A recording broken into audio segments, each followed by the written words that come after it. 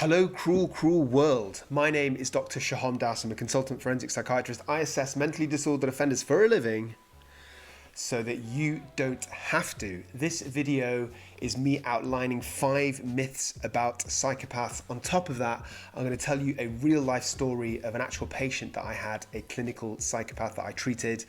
I'm also going to dive into the difference between male and female psychopaths. I'm going to let you know which jobs attract psychopaths. And this is part 1 of a 2-part video, and there's going to be another 5 myths about psychopaths coming soon to a theatre near you. It be the woo. Okay, before we start, just to briefly blow my own saxophone, I would say that as a forensic psychiatrist, I've formally diagnosed psychopaths on many occasions using the Hare's psychopathy checklist. You've probably heard of that. I've treated and rehabilitated psychopaths in secure units, hence a real life story that I'll tell you about later. So I'm not just talking that shit, I'm living it, fam. I also watch a lot of YouTube videos about crime and about psychopaths, usually when I'm procrastinating, when I should be writing court reports. And I can say firsthand that there's loads of myths and fallacies about what is a real, actual, factual, genuine, schwenuine psychopath clinically and what isn't. So for example, you call your ex-girlfriend a psychopath. Actually, that's a bad example because that's actually true. Just to put everything into context, I'm going to give you a very brief description, summary of what a psychopath is for context. So it is somebody obviously who lacks empathy, is willing to do almost anything, potentially violence, but importantly, they're charming and they're persuasive and they're parasitic. So what do I mean by parasitic? It means they manipulate other people around them to get what they want.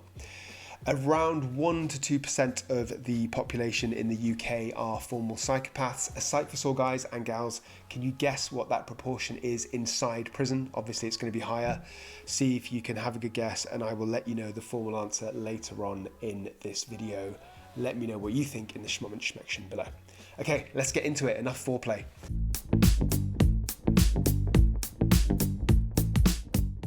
Myth number 1 about psychopaths: all psychopaths are violent criminals. So if you see me on other podcasts, you'll know that this is not the case. And in fact, psychopathy is a personality. It's not a synonym for violence. And whereas some psychopaths might be criminals, many are not, because they're able to control their impulses, or they find non-violent ways to achieve their goals. So the next obvious question is, ominous shahominous, you handsome bastard, what proportion of psychopaths actually commit violent crimes? Chill out, I was about to get to that. Now, it's hard to answer that question simply because outside of crime, outside of prison, outside of these psychiatric units that I work in, psychopathy isn't measured. So I suppose what I'm saying is somebody could be a psychopath, but it's not necessarily ever recognized or clinically diagnosed, because there's no reason to diagnose it if you're not, committing crime. However, I can tell you that there's an increased risk. So people with psychopathy are about twice as likely to engage in violent crime compared to the general population, which when you think about it doesn't really say that much, because obviously the vast majority of people don't commit violent crime. So if you double that very small proportion, it's still a very small proportion. Now here's the twist. Here's what you're not going to get in the textbooks. So whereas, as I've just said, psychopathy is a huge risk factor for violence, another even bigger risk factors is life circumstances. So if you've got a difficult upbringing, if you've got issues like substance misuse, or if there's been exposure to violence from a young age, that on top of psychopathy can increase the risk of violence. So that in itself, without psychopathy, increase the risk of violence. You add psychopathy in and it's like a double layered chocolate cake. Sorry, not sure where I was going with that. Also, a psychopath will only be violent if it's convenient and it's purposeful for them to be violent, if it actually is in their interest. So think about that. Think about if you had like a drug dealer who's a psychopath versus a CEO who's a psychopath. The drug dealer's violence is instrumental because we all know one needs to throw a beat down to keep one's ops in check. Whereas if you're a CEO psychopath, then bitch slapping your CFO in a meeting for messing up the quarterly returns might not work in your favor. It might get you into trouble. So if you do lack empathy and you're the CEO and you're happy to exploit your CFO and you want the best results at any means possible and you don't care about their well-being, then intimidating them or berating them in front of their colleagues or embarrassing them might work better for you than actual violence. So what I'm trying to say is the core character traits are the same, but the CEO psychopath doesn't use violence, not because he cares, but simply because it doesn't help his case to do so. Okay, so I keep banging on about CEOs. As Psych for Sore guys, everybody knows that psychopaths is overrepresented in the corporate world. That's no surprise. But can you tell me other professions where psychopaths either drift to or are overrepresented in? I will let you know later on in this episode. But before you get to that bit, write your answers in the Schmummage section and let's see how you get on. Okay, moving on. Myth number 2 about psychopaths is that psychopaths lack emotion. The reality is that psychopaths can experience emotions, but they often have trouble understanding that emotion, what it means to them, where it's coming from, and also responding to that emotion. So overall, research suggests that psychopaths have a blunted emotional response, but they still experience emotions like anger, excitement, or joy.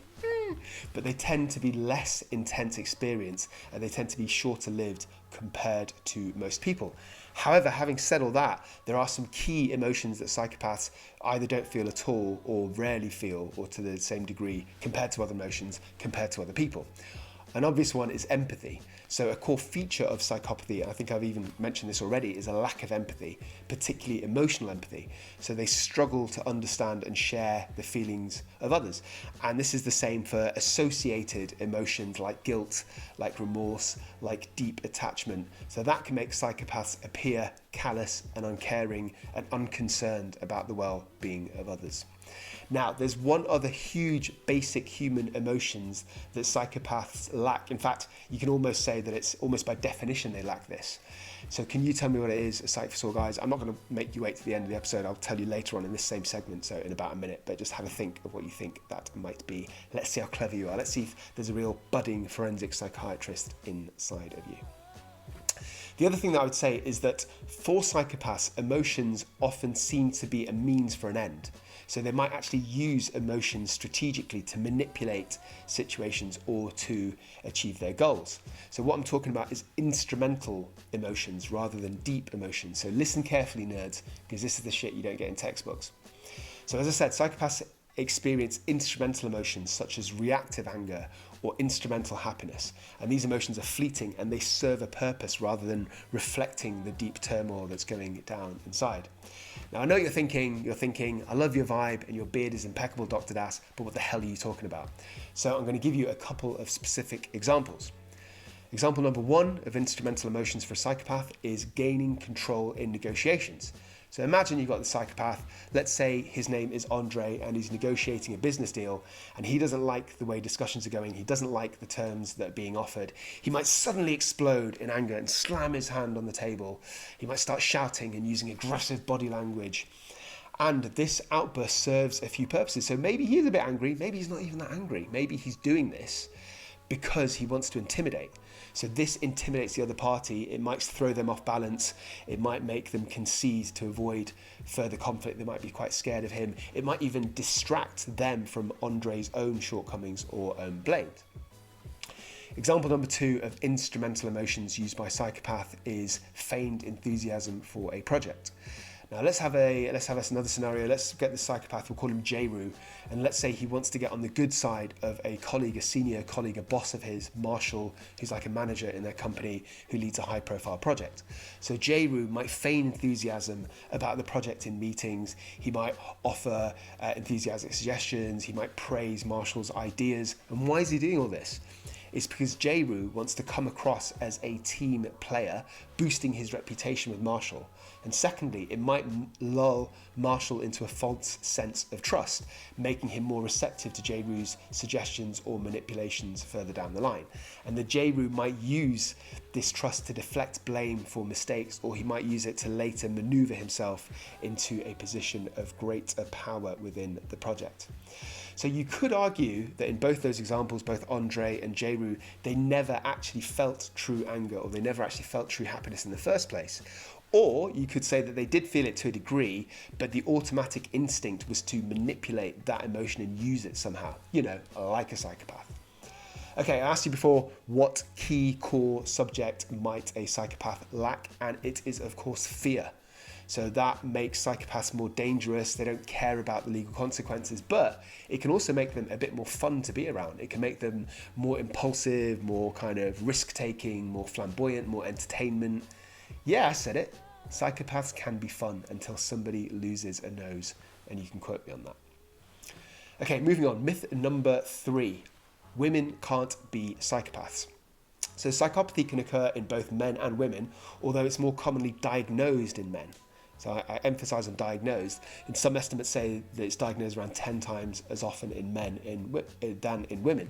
But, and here's the key bit, recently some experts, and I think I'd probably agree with this, say that the assessment for psychopathy is actually skewed itself towards more male traits, whereas female psychopathy traits are more subtle. So there's lots of different assessments, but one of the key ones has 2 parts. And the first part looks at the emotions, like how somebody's emotionally detached, how they're selfish, how they're uncaring, how they're manipulative as a person. And that is relevant to both males and females. And transgenders, sorry, I don't know what I'm talking about, please don't cancel me. But the second part, which covers the psychopathic lifestyle, is focused on violence and antisocial behaviour, and these are more male traits. Plus, lots of studies about psychopathy are based in criminals who are at jail in the time, just because it's easier to get hold of a big bunch of psychopaths if you want to do a study. And obviously we know that there are more males in prisons than there are females. So just to put this into context, right now in the UK, there are around 82,000 men in prison versus about 3,200 women.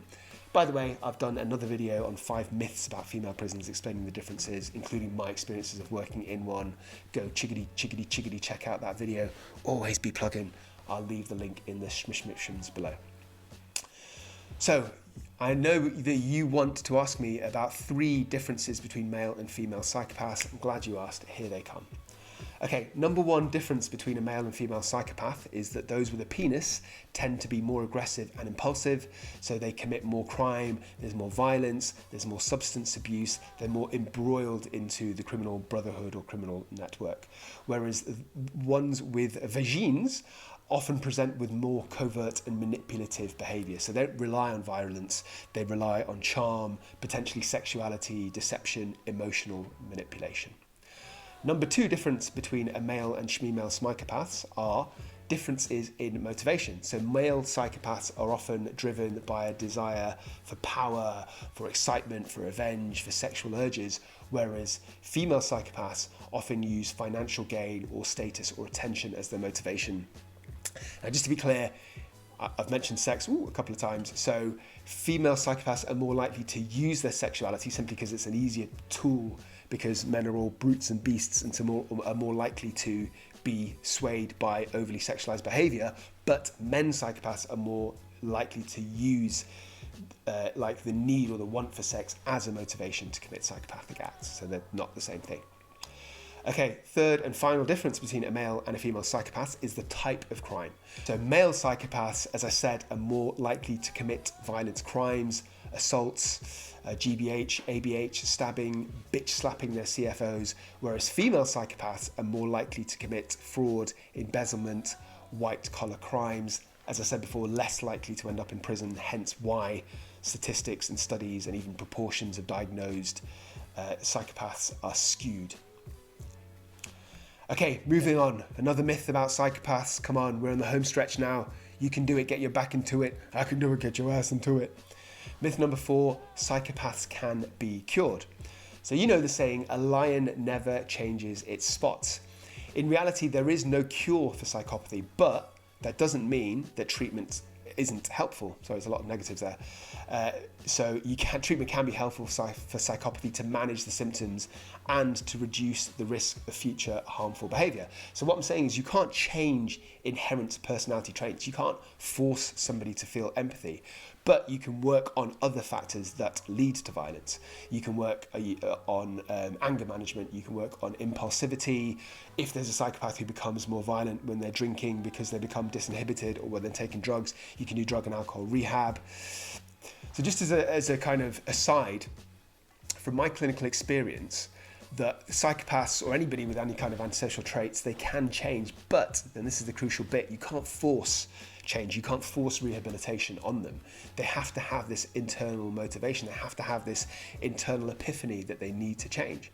And from my experience, this does happen, but it's when people get older, when they go through a cycle. Now, I'm not talking about your mother's monthly cycle. I'm talking about the cycle of spending most of their adult lives going in and out of prison, going in and out of hospital, damaging friendships, damaging relationships.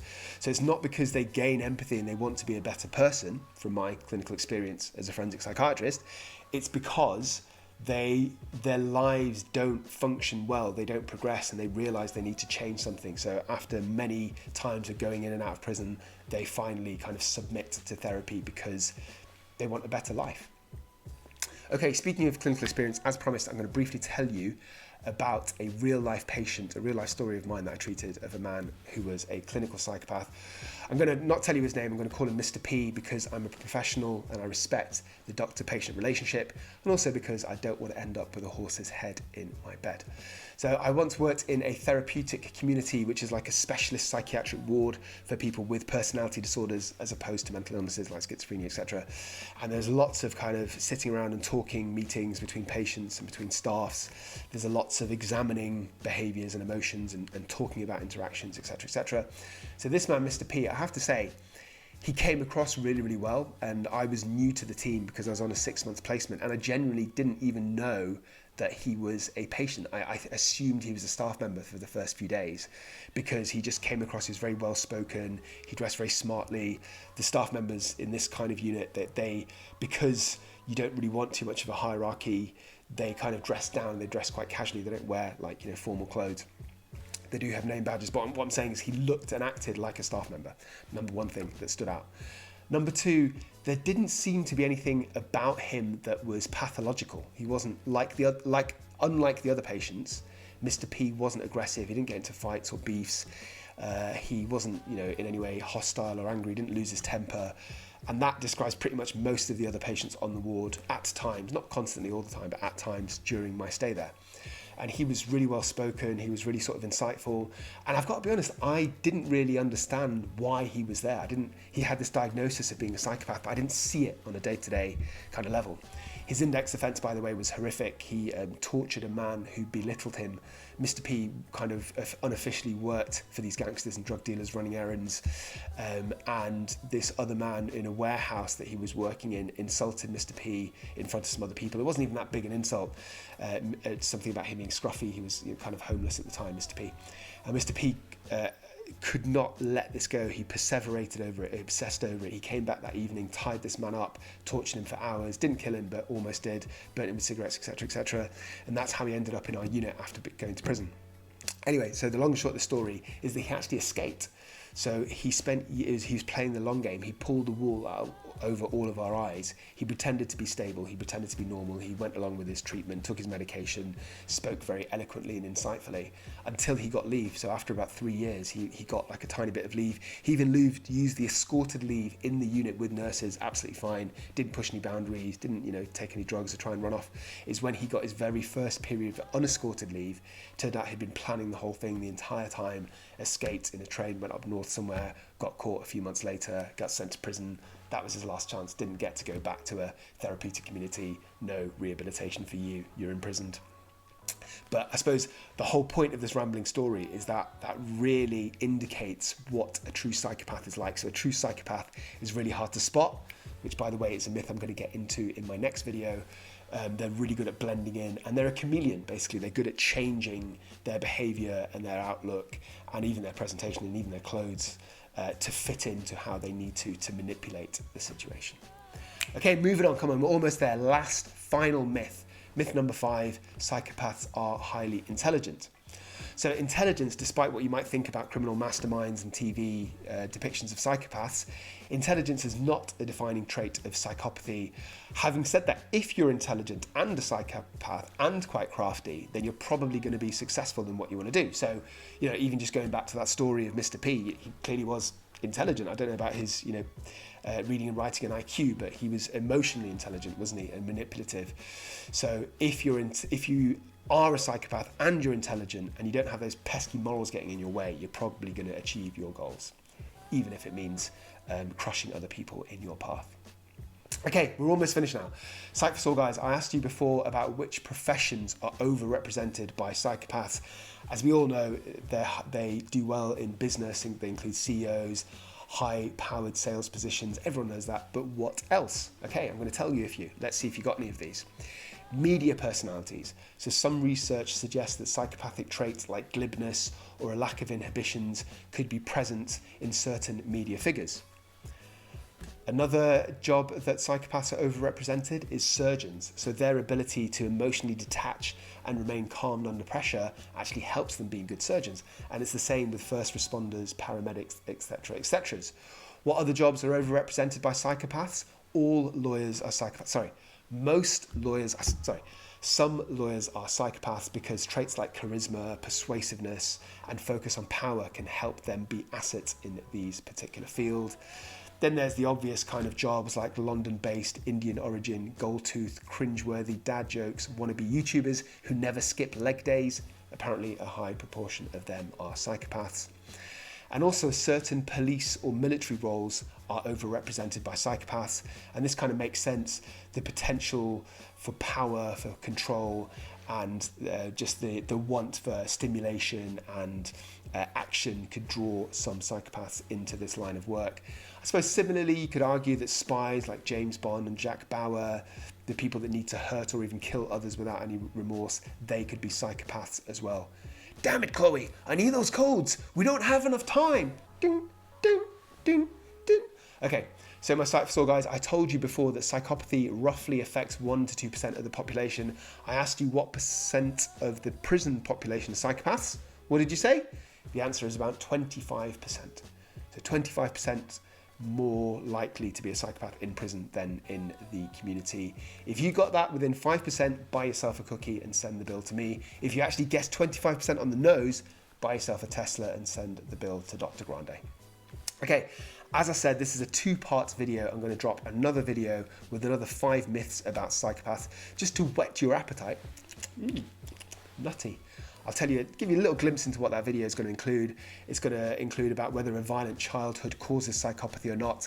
I'm actually going to do a video inside a video telling you 8 emotions that you might feel if you're friends with a psychopath. Before we finish, let's summarize what we learned today, kids.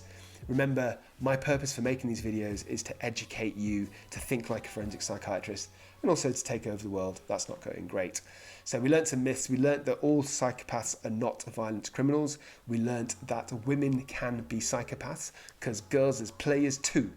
We learnt the differences between male and female psychopaths. We learnt that psychopathy itself can't be cured, but some of the kind of traits or risks can be reduced.